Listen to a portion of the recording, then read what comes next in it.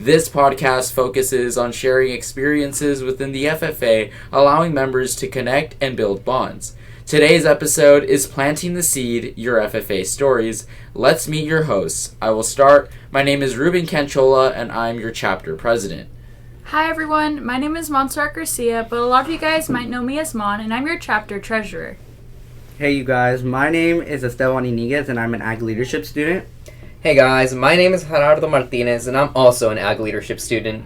Can I just say real quick, this is something new we're trying for Pacheco FFA, and I think it's going to be a lot of fun, very exciting, something new for members to do, be involved in, and also just learn more about this organization. I feel like when I first started in the FFA, having a podcast really made me more involved and want to do it more. So I feel like this is something really cool that we're doing for the chapter. Yes, I agree. So with that, we're going to move on into our first segment, What's Your Why? Today's topic is planting the seed and hearing our FFA members' stories.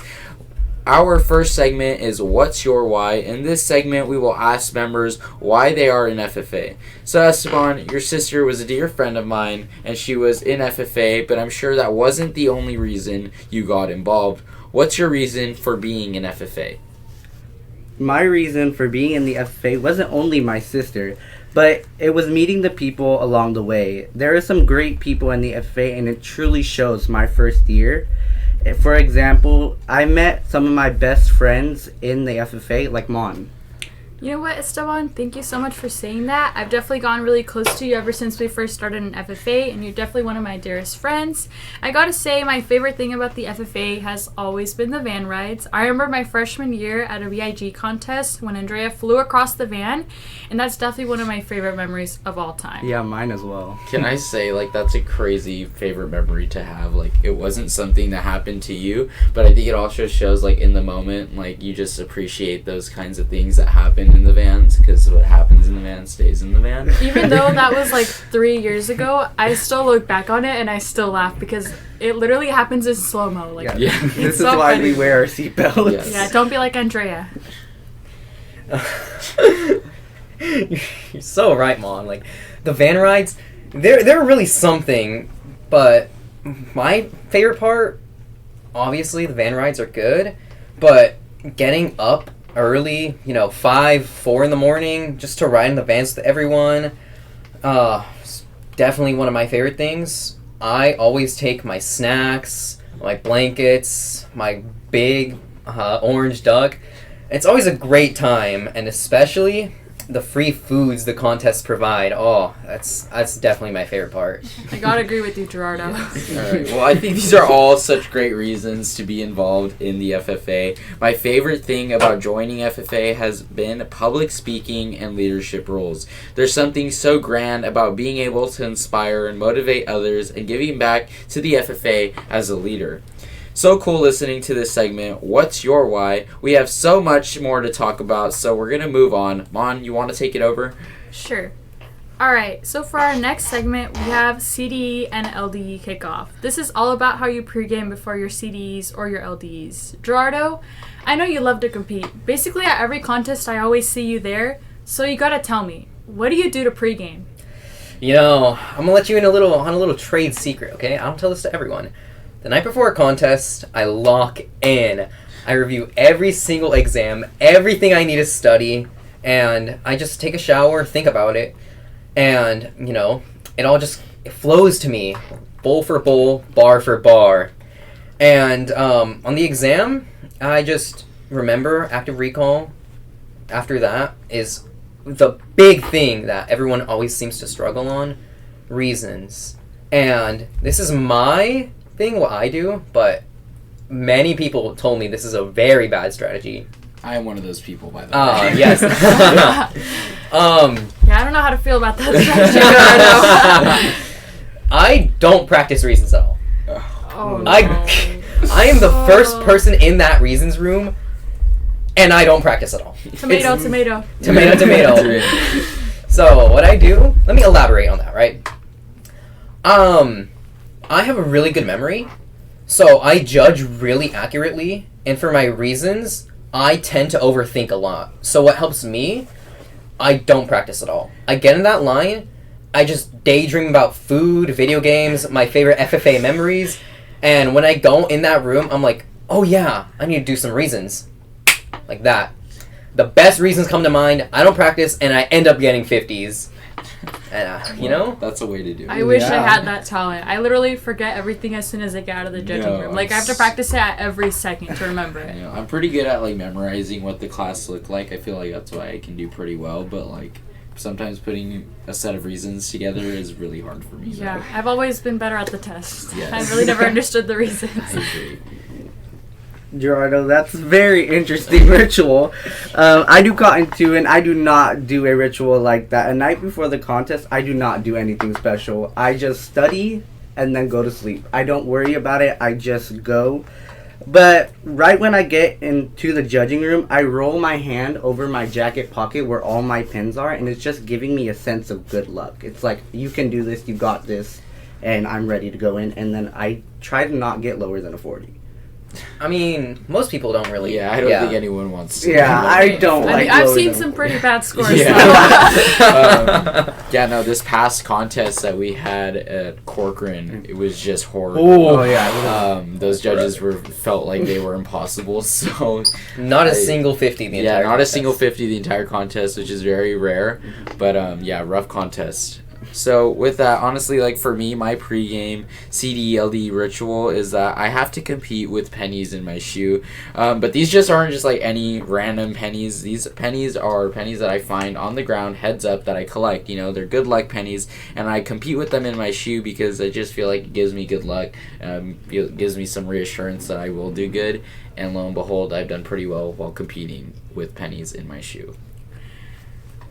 I'm not gonna lie, you guys. Those are all really cool rituals, but I don't do any of them. I feel like they're all just, I don't know. I feel like for me, I've always been pretty straightforward with my rituals. For me, it's always been my lucky numbers, and it also just some important items that I've always had inside of my jacket. My lucky number has always been 3, so literally anywhere throughout like a contest, I'll look for like a room number. If it says 3, I know I'll be okay. Or anything else. Really, it could be like a 3 on a receipt from McDonald's, but I'll think that it's lucky. That, and one time when I went to a cotton contest, I think it was minarets, the judge told me that I actually got one of my cotton reasons wrong because I said that one of the cotton plants had a square, and he literally gave me the cotton bowl, pulled out the square, and gave it to me, and he was like, this is what a cotton square is. And it was like the most microscopic piece I've ever seen in my life. So Oh my gosh, I just always carry with my jacket, even though I don't compete in cotton anymore. I know what it looks like. So those are just my lucky things. So you mentioned you don't compete in cotton anymore. Just want to acknowledge that Mon is a state champion for cotton, and that's why she doesn't compete in cotton anymore. So you might hear her strategies for her pregame CDELDEs that kind of worked for her because she is a state champion. So good job to Mon. Thank you. Snaps. Snaps. Okay, you know what, Esteban? I feel like I haven't heard a lot from you throughout this podcast. So can you just bring us into our next segment? Of course. So our next segment is In the Moment. This segment is talking about members and their experiences in FFA and how it shaped them. Ruben, you ran for regional office and you made it. How was that whole process? Well, Esteban, running for regional office has always been a goal of mine. Filling out the application is probably the hardest part. It was a lot of soul searching on why I really wanted to serve. After submitting the application, I had to prepare for my interview. That was probably the most fun of the whole process, spending hours practicing questions, reading articles, practicing how to talk to people, and it was a lot of fun. After the interview, I was feeling pretty good. Turns out my feelings were valid since I got slated for president. You know, and this is, I think, something pretty big for our chapter because we have never had someone get slated for regional office, nonetheless get slated for president, and also win it, so it was pretty big. Like, the day of elections, though, I was still in disbelief that I was having a chance at this opportunity. It was really cool to me. When I won, I just remember jumping out of my seat out of excitement. I didn't know what to do, what to expect. I just jumped up and I was like, what's next? But yeah, it was really cool because I felt like I was doing something for my chapter and getting us out there. I remember when you were elected, Ruben, and it was one of the coolest things I've ever seen. Being in that auditorium, just waiting to hear the results was so cool, and then hearing your name, honestly, it was amazing. And I'm so glad that you were able to have that experience. But one of my favorite memories that has definitely shaped me was definitely the impromptu contest, especially my first contest ever.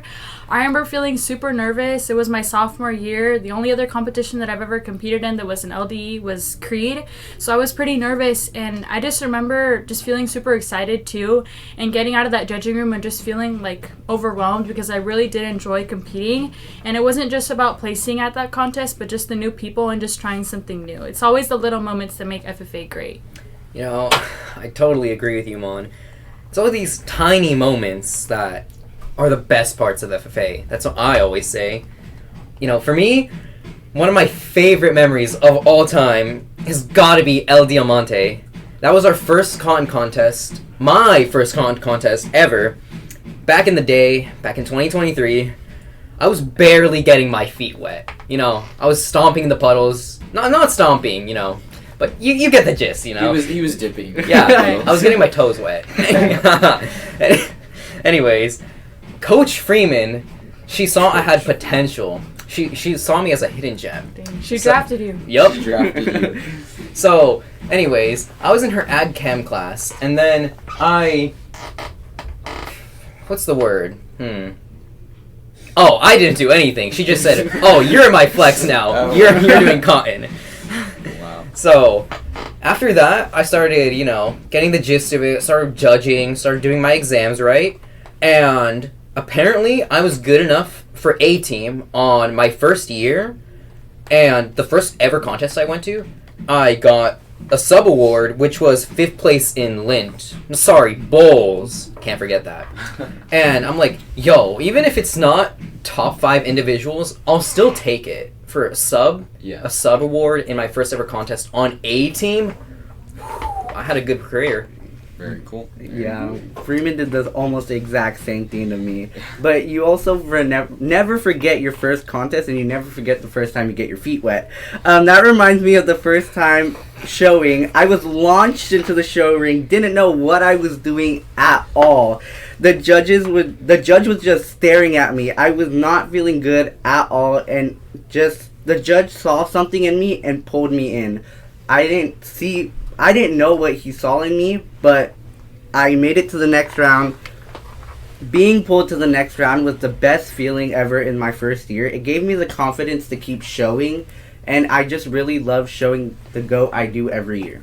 Yes, I think that's like one of the best things about FFA. It's like you try new things, and it's either for you or it isn't, and sometimes that's how showing goes. It's not for everyone, but it's definitely like a test to see like if it is for you, and it's a good example, Esteban's story of, you know, he didn't think he had it in him, and the judge thought otherwise, so that's really cool.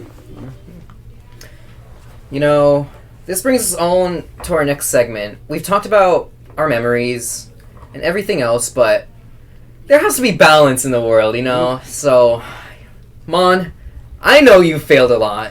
Why don't you share some of your FFA failures with us? You know, thank you, Gerardo, for calling me out. But yes, I have in fact messed up and failed at probably like every single FFA contest that I've ever been to. I don't think I have enough fingers or even just anything in general to count the amount of times that I failed in FFA.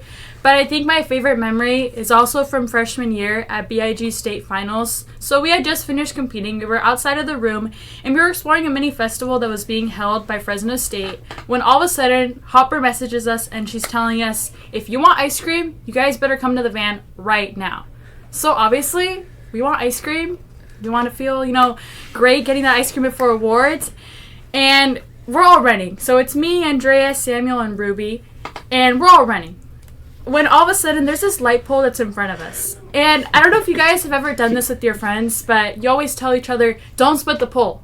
Okay, me, Andrea, and Ruby, we're all going to the left side, but Samuel's trying to go to the right side. So quickly, I try turning over to Samuel. Samuel, don't split the pole. The minute that I say that, the minute that he crosses over the pole, I slip, fall, and break my nylons. Oh my god. Okay. Brother. I know, there it goes. There it goes. Friendship, man. But we still made it to the van, and Hopper even told me, she was like, did you get into a car crash? Because my nylons were all ripped, like ankle to knee, like they were all ripped, they were bloody, and they were even dirty. But I can proudly say I got my ice cream, and it was worth the embarrassment. I bet. Don't split the pole, you guys. That's the lesson of the day. Come on, me and you are literally the same. At Nationals, I was getting ice cream with the group, and there was this big curb, and they had a gap between two curbs, and I thought I could jump over it, right? And next thing you know, I jump over it, I slip and fall in front of everybody. Everyone was just staring at me. Wow. You know, Esteban, I've never known you for someone to play basketball, but I knew your vertical was never that high. Oh, yeah. I don't even remember this happening, if I'm being honest. Like, I was there on the trip, and he was telling me about this recently, and I was like, dude, I just don't remember this happening. So I think you were in the back, though. I might have. But was it worth it, though? The ice cream? Yeah, it was good. I got cookie dough, so. Okay. I wasn't there, but that sounds like Esteban. Pretty bomb. Gerardo, have you had a time where everyone just stared at you? Wait, it's my turn to get called out? Oh, boy. Oh. You know, I have way too many. Here we go again. You know, we gotta start off with a side dish. And speaking of dish, this was back in the day. Back in 2024, Hanford a cotton contest. I was cooking up a storm. They call me Remy the Rat at that contest. And let's just say I believed I deserved a really good reward. So at Hanford, they had these taco trucks, right? Let's just say I ate and went so back. I went back so many times for like 5ths and 6ths and 7ths. They banned me. They banned me from getting more tacos. And you know what? That's not even in the top 10 craziest moments or Fails. shocking. Yeah. Yeah. Wow. Yeah. Very cool. I feel like everyone's staring at me because of this last one. This one. Yeah, this is the fail that I thought you were going to bring This up, one Gerardo. still gets me like Yeah. 2 heated, contests ago. What did you do, infuriated. Gerardo? What did you do 2 contests ago? So, me, 17M, let's just call this guy G, right? Okay. So G goes into a contest room, and he cooks up a storm, you know, Remy the Rat Part 2. But G, let's just say he accidentally goes into the wrong judging room, and skips a column in his scorecard, and after calculations, G would have gotten 4th high individual, but was knocked down to 50th, and the team was knocked down from 2nd to 1st. So lesson of the day, fill out your Scantron properly because it could cost your team. Yeah. Probably by the 50 way, points to win it the was contest. Gerardo that didn't do that. Yeah. Who's Gerardo? I only know Anyways, G. well, you know, Gerardo, that's definitely an FFA fail. Definitely something that you learn from, and hopefully you won't do it again. My FFA fail definitely has to be from last year. My officer team and I were going to record our theme video for the year. So we were walking out to this almond orchard, and there's this rope like strung across the field, like across the road basically, so cars like don't drive through, right? Well, I saw it and I thought like, yeah, I could definitely jump over that, no problem. And I don't know if I miscalculated or what happened, but I take this big jump, right? And my foot gets caught on the rope, and I fall face forward into the ground, and I was covered in dirt. Like, my entire uniform, slacks, jacket, and the whole team was laughing. And if you watch that theme video again, where I talk, you can see, like, there's dirt on my jacket still, just because Yeah, like, I we think had I to remember record right after. So, it was definitely, like, an FFA fail for that moment. Yeah, for I know sure. who's joining the bench with the stub on the basketball team. Oh yeah. Because those verticals are not saving the team. Oh, wow. All right. So, with that, we are closing our episode of Blue and Gold After Hours. We hope you all had a great listen. We can't wait to have more of you guys on the show to hear your stories, memories, and experiences. Till next time, see y'all later.